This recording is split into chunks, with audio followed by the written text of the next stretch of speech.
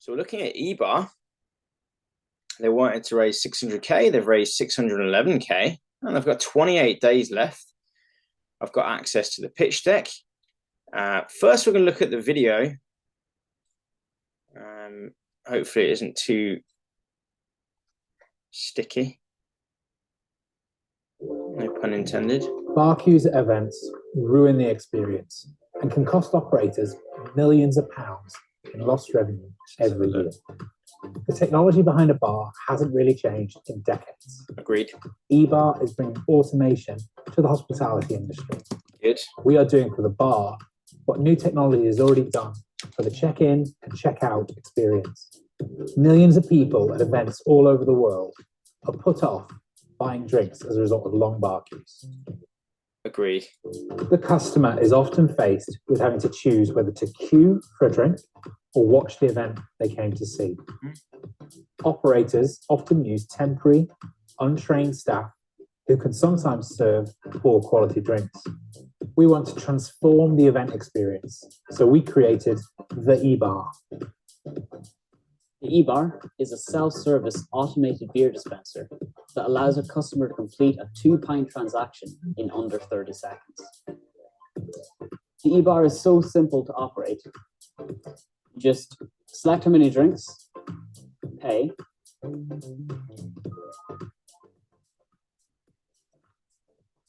place your cups, and the eBar does the rest.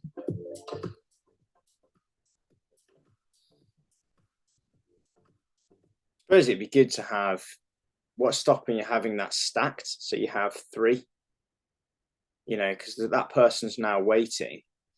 Couldn't there be something where there's more than one? Because you still have the same problem that people have to wait in line.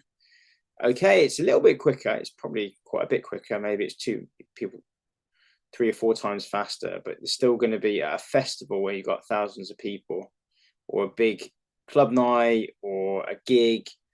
Still going to be a queue. And the amount of real estate it takes up.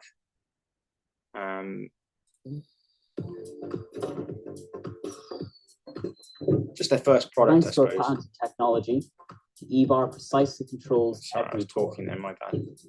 Thanks to our patented technology, the eBar precisely controls every pour, reducing waste and maximizing sales from each keg. Our beer as a service business model is really simple. eBars are deployed to the venue before the event. We charge I suppose maybe a big event might have loads of these. They might order like 50 or 100. That makes sense. Commission on every drink sold. Sorry. We charge a commission on every drink sold.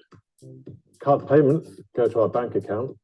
We deduct our commission and we send the balance to the event operator. Once the event is finished, our units are cleaned and packed away, ready to go on to the next event.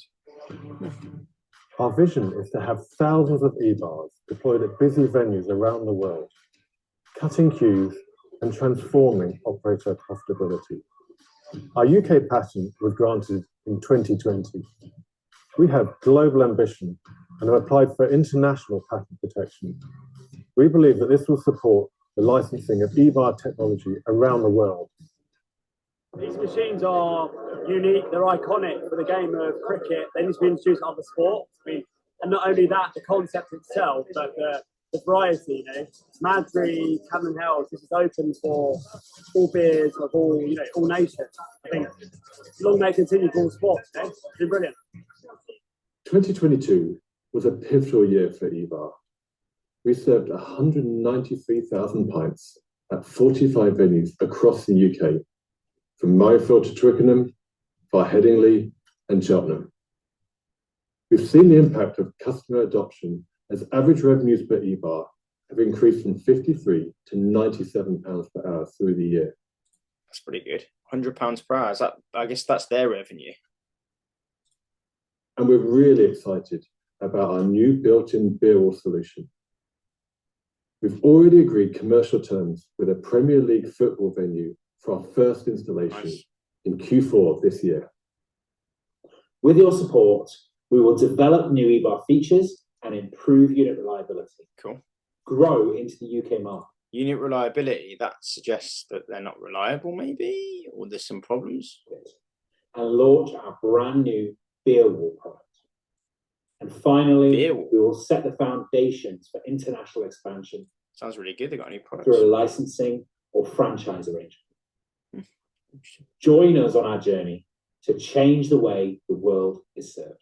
Like the idea of like franchising and new products. I think that's interesting.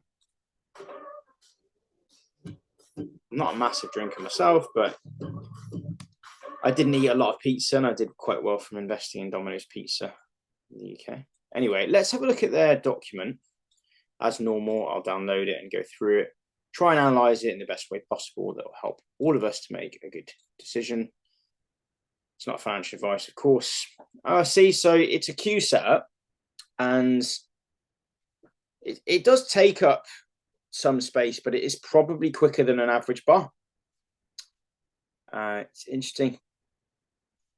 I wonder if they're going to end up competing with Miso Robotics, because they have a automated drink solution, Cuppy, I think, or Sippy it's called, Sippy. I wonder if they're going to end up competing with them. I don't know. First mover advantage, they believe they have. I don't know, haven't done the research, but it does look unique. I haven't seen it before. It does look good. They've got automation and Internet of Things efficiencies, blah, blah, blah, new products. Vision is to earn commission on every drink sold. Developed a high-speed vending machine.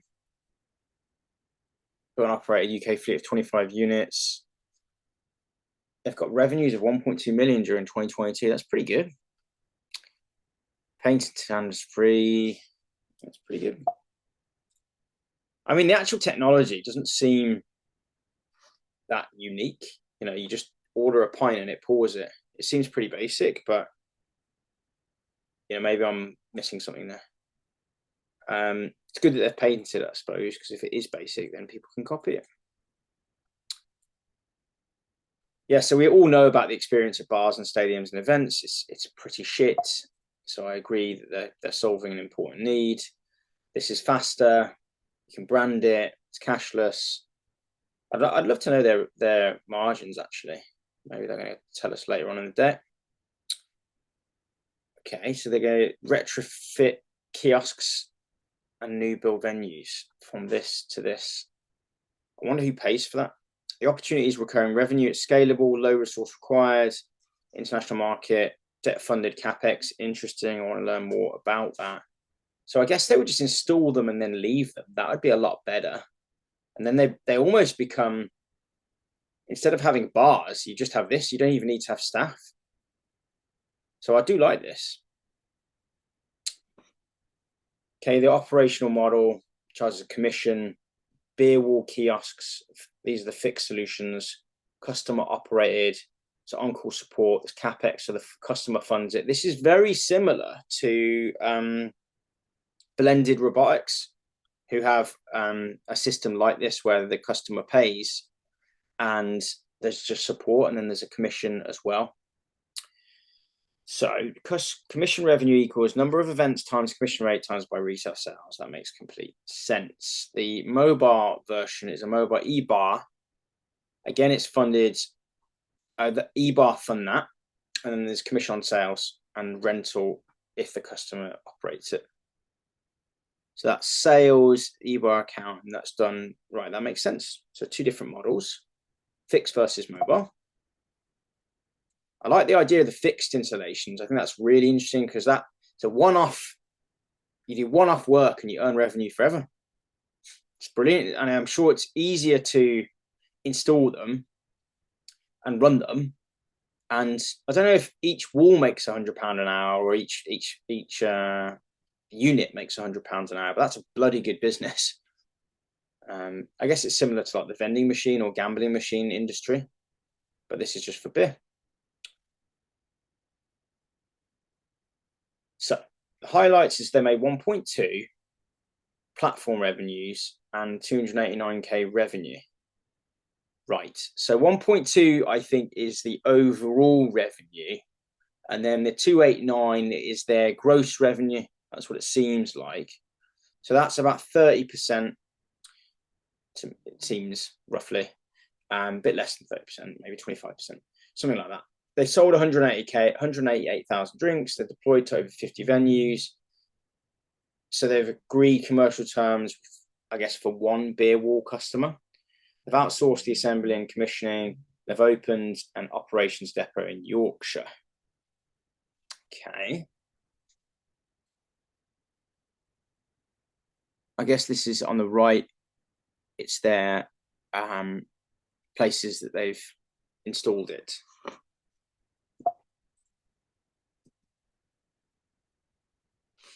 Whoopsies.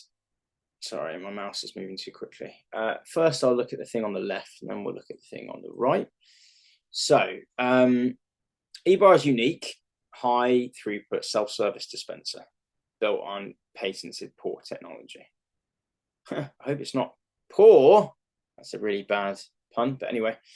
So they're faster and they're easier, and everyone's happy. Companies to watch, I think that's their competitors. Oh, they've got a Berkshire Hathaway company here. I didn't know Berkshire were in food tech. Wonderbar, part of Middlebury. I know Middlebury. I invested in Middlebury. They're a very good company in the food tech. Well, they did ovens to begin with. So there are some automation players here. Drink Commands, Selly Group. So it's quite a lot of people here. A lot of companies in this space. Middlebury's huge. Berkshire's one of the largest companies in the world. Yeah, the rest are a bit smaller. I haven't heard of these, but this looks like they've got a lot of revenue. Interesting. I suppose what would be interesting to know is how much of the market have these guys covered.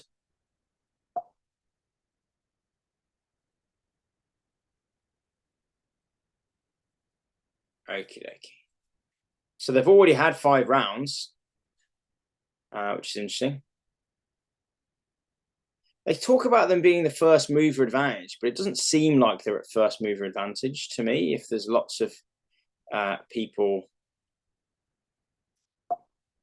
if there's these other companies on the right-hand side that are into drinks automation, and let's not forget Meso Robotics also is doing some stuff in automation of drinks as well. So I'm not sure if they're the first. Maybe they're the first to market in the UK. Is that what they mean? Not sure. Sorry, my round 5 will cost us the first minute rise, improve unit reliability. That I don't like improved unit reliability. Does that mean they're not reliable? They've been named as an outperformer, so they're at the forefront of the automation industry. Okay, let's have a look at this. This is the forecast. So we've got the actuals actually. So they haven't got fixed revenue. I think that's really interesting. I really like the fixed idea of having kind of almost a mobile bar solution. They can have loads of these everywhere. So I think that's really interesting. Overseas licensing, I think, is interesting. Franchising is interesting. So I do think this is quite interesting. I'm going to make me a bit smaller so that I can look at all of this, right? So they make about 30%, it looks like, is their margin, roughly, which is good. 32%, oh, here we can see, sorry, 32%. And it looks like it's going to grow. I presume that's because they get more licensing and fixed revenue in future years. EBITDA is going to be negative until they have 470 units. They haven't broken down the number of fixed units versus mobile units in terms of those sales. That would be useful to know, right? There's no real way to deduce that, I suppose, apart from potentially proxying it from this time period to this time period. And you can see that fixed revenue doubles and overseas licenses go up about 4x and the number of units goes from 470 to 790. So presumably the mobile is really, it looks to me like mobile is just a way for people to see it, to taste, to, you know, no pun intended, but to get a taste of these units, these eBars, and then probably want to sell the fixed units, I would imagine, unless it's for one-off events like music festivals and things like that. Okay, fine. 500, so roughly 500 units in 2 years. I think that's really ambitious. But they seem to be fairly easy to install. So, you know, they're not, it's not like creating a shop. You know, if you look at other franchise models or licensing models, or even bars, you know, installing a bar could take a month, you know, to renovate or more, you know, to renovate a bar, I would imagine. Same with shops, you know, Cake Box only opens 24 stores a year. Tortilla opens about 15 stores a year. These guys, I know they're not in the food space, but they want to open a lot of these units. So I like that. I do like that. It's ambitious and I like it. Net profit. So it'd be nice if they actually totaled the gross, actually. They haven't totaled it. But let's just do a quick calculation here. So 2.5, and that's like 6.2. Let's call that 8.2. You know, so okay. So yeah, I mean, 2.2 million EBITDA. And then going up to 10 net profit. Not bad. I'm going to continue. I'm going to just call it 1 million. They called it 1.4 here, but I'm going to say, you know, £1 million net profit in, you know, 2 years would be good, wouldn't it? And 8 would be good, would be amazing the following year.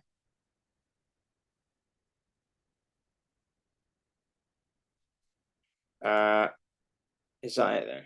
Sorry, I'm just trying to see if that's. I'm going to get out of the full. I'll try and get out of full mode. That's the last slide.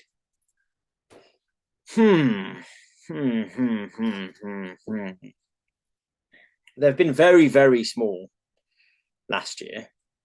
Only 15 units, but they have made decent money. I suppose they're trying to get rid of their, you know, their efficiency issues, their reliability issues, and they want to ramp.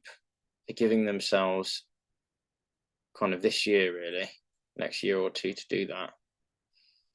Okay, let's have a look at everything else.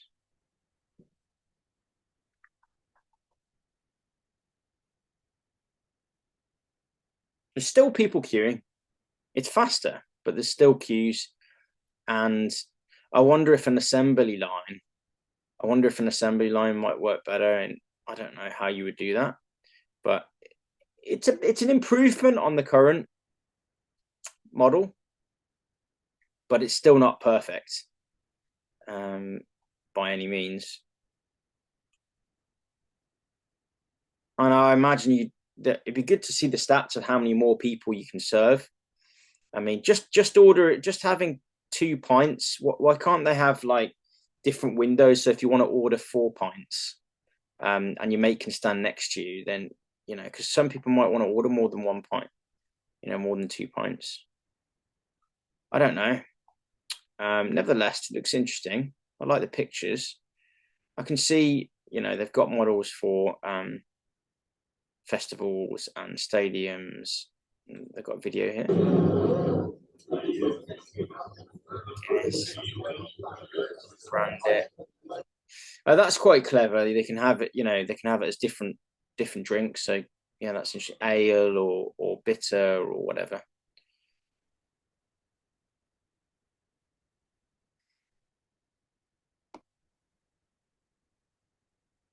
So I've got a third party. Fife, is that Scotland? I think it's Scotland. So they've got AFC. There's a lot of stadiums in the UK, to be honest. there are a hell of a lot of stadiums in the UK. Let's have a look at this. 7K gross margin contribution from operators since the full fleet. They don't say how much they charge. Average net client revenue is 5K a day. It's really good.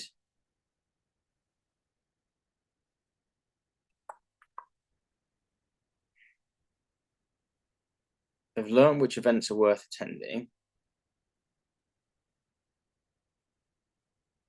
It earns about £100 an hour.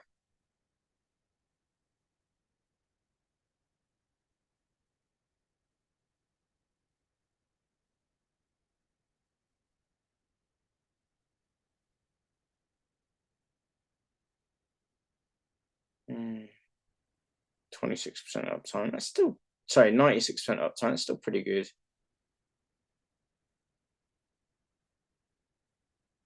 So I want to increase the set of shares, volume, blah, blah, blah.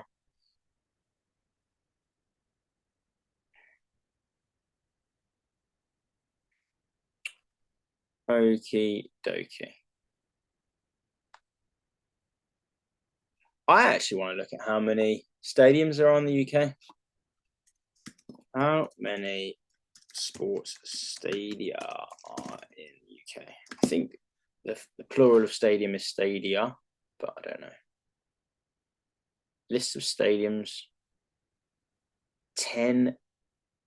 Here we go. Doesn't say how many actually. How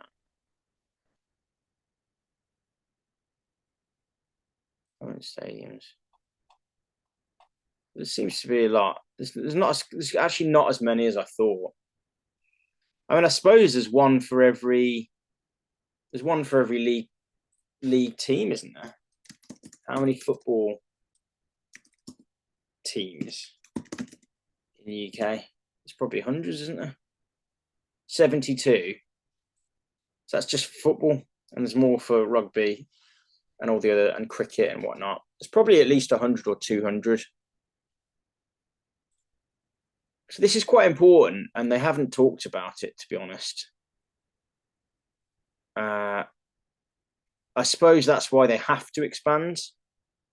If you think about it, they really need to expand because maybe there's not that many stadiums. I'm going to have a quick look. Let's go back. So probably when they talk about 210 units, well, actually, they haven't defined whether a unit is a single unit, one thing, or is it 2 or 3 of their actual machines? What's a unit? I don't know. If we can assume it's a multi-machine thing, so it's, when you see like that's a unit, or is it? Let's assume that all of these are one unit, right? These Prava or whatever.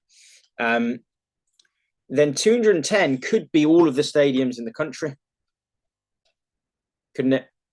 If there's 72 football teams with stadiums, there has to be a lot more than 70 in the non-league, because some of the non-league teams have 5,000 people, attending every week. So there's probably more than, I don't know how many football teams are on the UK. There's probably more than 70 if you include the lower leagues, and some of them might have smaller attendances. They may have only 500 people attending, but it would save them money having a bar if they could just have this, wouldn't it? That could be interesting. Anyway, do I think this is realistic? I do think 200. I think probably not in that time period. I think they're probably going to get to 200 in 2025. This is probably accurate. Just the numbers are probably fairly accurate, but it's probably too soon. I don't think they're going to get to 8 to 10 million net profit in 2 or 3 years' time. I think it's probably going to be more like 5 years' time. That doesn't matter too much. The competitors are a concern to me. Let's have a look at what they're valued at. valued at 8 million, which I think is quite a lofty valuation, considering they've made only 300k revenue. To have an £8 million valuation, I think that's quite high, personally. Full-time. They've got 3 full-time staff. They're all, 2 of them are in Aberdeen and one's in Ellen. Don't know where Ellen is.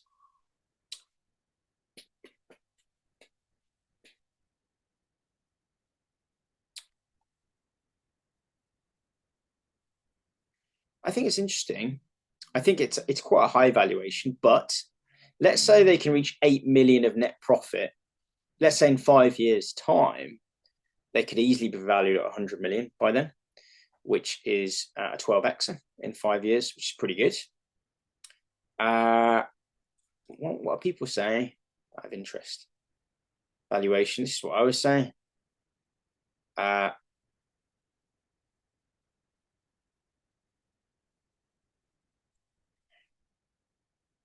These are really good questions, actually, from Martin Dawson.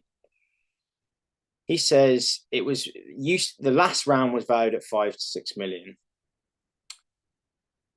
When it had no trading history. It sounds like the last round was probably a bit juicy, a bit kind of high, considering they had no revenue.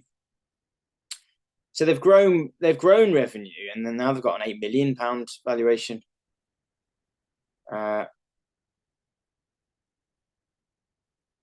Which I don't understand that logic, to be honest, Samuel. But if you're watching, let me know. How were you valued at 6 million with no revenues before? Dearie me. I suppose there are companies out there that are valued even higher with little revenue. Mesa Robotics is valued at close to 500 million, but it's speaking with the top companies in the world. So blah blah blah. I'm not going to read all of that. The share price has gone up, but he's only talked about a 38% lift in valuation. Can we see that?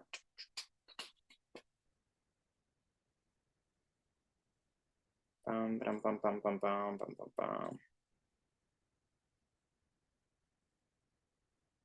Small loans.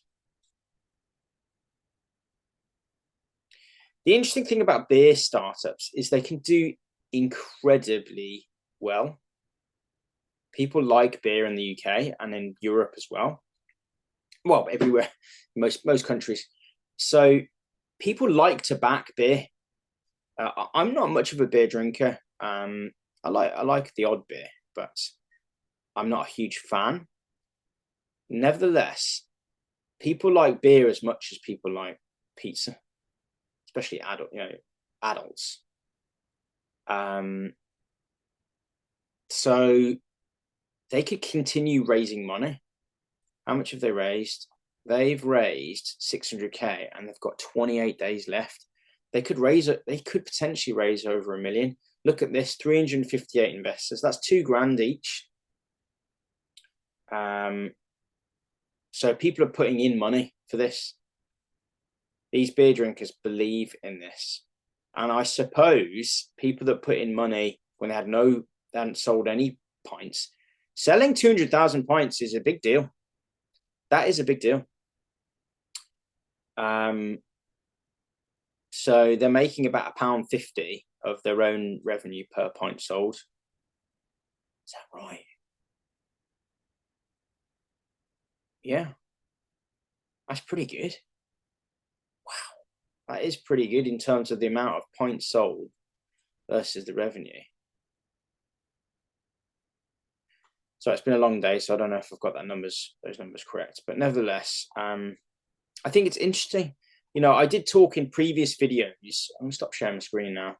I've talked about in previous videos about how backing companies early on things can change over time with companies, and getting in early when things aren't so certain and things, it's before companies have, scaled and expanded and and things like that is one way to capture value early. I've noticed that with my investments in a number of companies as well. So investing early to capture some of the potential growth whilst taking on a bit of risk at the start can be good. Question about, are valuations lofty at the moment? Have they been for the last few years? That's a different question. I do think, you know, companies that had no revenue and no profits being valued for millions or tens of millions or hundreds of millions or billions in the case of, you know, companies like Monzo and Revolut. I wonder if that's going to change now, you know, because, you know, me and a few other people are predicting a big recession. What will happen to venture capitalists and angel investors once people recognize that you need to invest in a company that starts to make money at some point? And will investors stop giving big amounts? With beer and food, I don't know. I think you will get, you know, I think that the army of angel investors that exist, I think we as a kind of unit are more forgiving than venture capitalists. And remember that, you know, 1,000 investors that give 100 quid is 100k. So, you know, we can add up. And, you know, I've seen this, you know, when 10,000 investors invest 1,000, it's a lot of money. It's 10 million. It happens every year with Mesa Robotics. They raise over 10 million every year, I believe. So I've seen the army of investors, and it makes a difference. I'll tell you why it makes a difference. Why does angel investors make a difference to a company like eBar that isn't profitable now? They could be profitable in 5 years. VC money might not ever come. But if the angels, if we keep backing companies like eBar, I'm not saying you should definitely invest in eBar. I'm talking about more generally right now. You know, if we can fund them to profit, they could be big companies. And I think this is the new world, that the average person got a taste during COVID of backing companies. And now more and more angel investors are out there and are more willing to put in amounts into startups with exciting ideas. So that's my little speech on the matter. Will this company? I think this company is going to do pretty well. I think that, I don't know if they're going to capture the whole market, because, you know, Berkshire Hathaway is a big company, and Middleby is a big company. They have really big sales teams. Who's gonna get there first? They may have the advantage that Middleby and Berkshire might not target the UK. They might target countries like Germany and, you know, big populated countries. They might not even be thinking about Europe. What's a big populated country that likes beer? Let me think. Well, obviously there's the United States, United States and Mexico and Canada. But these guys are based here. I'm going to leave there. Let me know what you guys think. Are you going to invest in eBar? Would you invest in eBar? Do you think you've missed it? Have you invested in previous years? What are your thoughts on pre-profit startups? Is this something you do? You know, I do it. I've invested in probably close to 80. I've micro invested in close to 80 pre-revenue, pre-profit startups. So actually there's a few of mine that are profitable. Maybe 5 or 10 of them are profitable. Maybe a bit less than, maybe 5 of them are profitable. Something like that. But most of them are pre-profit. What's your take on it? Let me know in the comments section below. Remember to like and subscribe, and note that knowledge is power, especially like our knowledge and progress. I think there'll be some videos that you might find interesting. If you know anyone that likes investing, make sure to recommend my channel. It's always nice to see new subscribers, even if it's only one a week. I enjoy my audience growing. I have no illusions of grandeur. I don't think I'm ever going to have tens of thousands of subscribers, but I do enjoy hearing from you guys. So let me know what you think in the comments. in the comment section below. Take care. Cheers.